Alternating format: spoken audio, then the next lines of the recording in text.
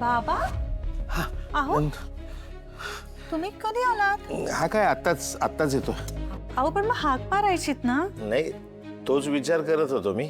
बाबा नंदू खूप अवघडल्यासारखं होतं ग.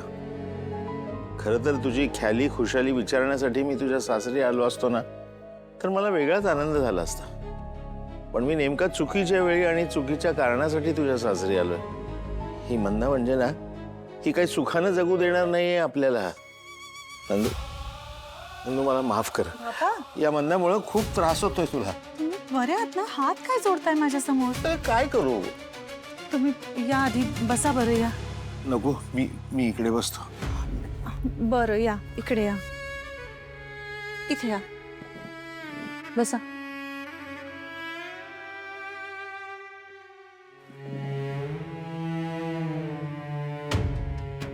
आणि बाबा प्लीज तुम्ही हा असा गिल्ट नका ना घेऊ.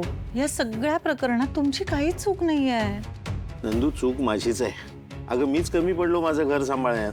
बाबा असं का बोलताय तुम्ही? हो तुम्ही कमी केलंयत का आमच्यासाठी? आणि हे सगळं माहिती आहे तुम्हाला. ही जाणीव जर मंदाला असली असती ना तर ती असं निर्लज्जपणे घर सोडून इथे आली नसती ग. नंदू माझंच चुकलं ग.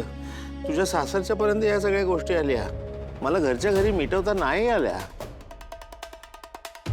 खूप अवघड आहे नंदू हे सगळं. बाबा आता जे झालंय ते आपण बदलू शकत नाही आता. फक्त आता इथून पुढे असं काही होणार नाही याची काळजी आपण घेऊया. ऐका मी करते सगळं हँडल करते. तुम्ही नका काळजी करू. अगं पण तू का करशील हे सगळं? तुला तुझे व्याप काही कमी आहेत का? हे बघ नंदू तू आता तुझ्या सासरचं बघ. बस झालं. आमच्यासाठी तू आजपर्यंत खूप केलंस. आता नाही. मला सांग ती मंदा कुठे आहे? मी तिला घ्यायला आलोय. बाबा आई आता येईल असं वाटत नाहीये मला. काय अशी कशी येणार नाही ती? हा मी तिला घेऊनच जाणार. कुठे सांग मला. तुम्ही शांत व्हा ना आधी. मी सांगितलं ना मी बोलते ना. हे बघा ती काहीच ऐकून घ्यायच्या मनस्थितीत नाही आहे आता. आणि तुम्ही जर आता बोलायला गेलात तर प्रकरण चिघळेल. प्लस आता या घरात काकू वगैरे असताना नको बाबा या गोष्टी. तुम्ही जा शांतपणे घरी. मी तिला बोलून घरी पाठवते ना.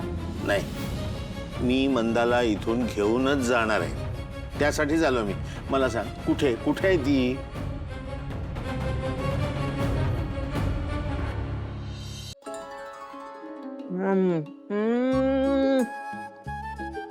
बापरे त्या मिठाई आहे. आमच्याकडे सगळ्या साखरेच्या मिठाया. इथे बघा सगळ्या स्वर्गातून आलेल्या मिठाया. वाया घालवू नको. असं वाटतं ह्या सगळ्या ना साक्षात देवांनी बनवून पाठवलेल्या आहेत राजवाड्यांकडे. हा खूप वर्षानंतर खाल्ल्या.